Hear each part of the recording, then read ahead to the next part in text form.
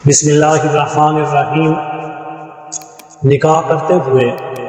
اس بات کا خیال رکھنا چاہیے کہ جس سے نکاح ہو رہا ہے وہ مسلمان ہو، جیسا کہ بانی پاکستان محمد علی جناح رحمہ اللہ تعالی نے ایک عورت کے ساتھ نکاح کیا تھا جس کا نام رتن بائی تھا۔ وہ پارسی مذہب سے تھی اور سسر کا نام ڈنشا پیٹ تھا۔ بعد میں انہوں نے کوشش کی اور وہ کامیاب ہو گئے کہ اپنی بیوی کو مسلمان بنا لیا، لیکن ان کی بیٹی پارسی رہی، عقیدے پر رہی، پارسی مذہب سے دور نہ ہٹی، مسلمان نہ ہوئی، یہاں تک کہ وہ بمبئی میں مقیم تھی اور آج کل وہ امریکہ میں مقیم ہے۔ معلوم نہیں کہ وہ اب زندہ ہے یا اس دنیا سے چلی گئی۔ اسی طرح ڈاکٹر عبدالستار، جو ڈاکٹر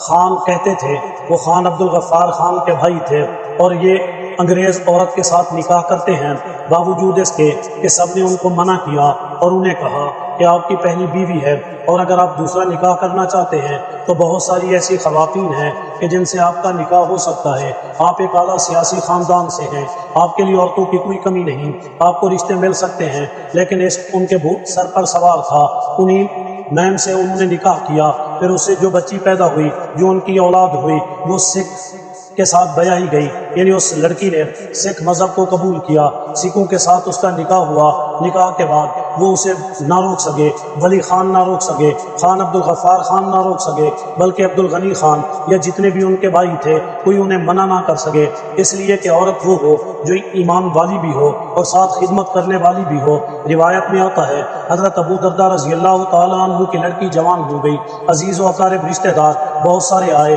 اور آ کر ان سے کہا کہ آپ کے لیے یہ رشتہ ہے، تعلیم یافتہ ہے، خوبصورت ہے، حسین و جمیل ہے، لیکن حضرت ابو درداء کہنے لگے کہ میں اپنی بیٹی ان کو نہیں دوں گا۔ انہوں نے کہا کہ وہ کاروبار کرتے ہیں، کام کرتے ہیں، سمجھدار ہیں، عقل و شعور والے ہیں، اچھے خاندان والے ہیں، سب کچھ ان کے گھر میں موجود ہے۔ کہنے لگے کہ مجھے معلوم ہے سب کچھ ان کے گھر میں موجود ہے، لیکن ان کے گھر کے اندر باندیاں کام کرتی ہیں، خدمت کرنے والیاں کام کرتی ہیں۔ میری بیٹی اگر اس گھر میں جائے گی تو اسے خدمت کا موقع نہیں ملے گا، جب خدمت نہیں کرے گی تو اسے اللہ کے ہاں قرب اور مقام بھی نہیں ملے گا۔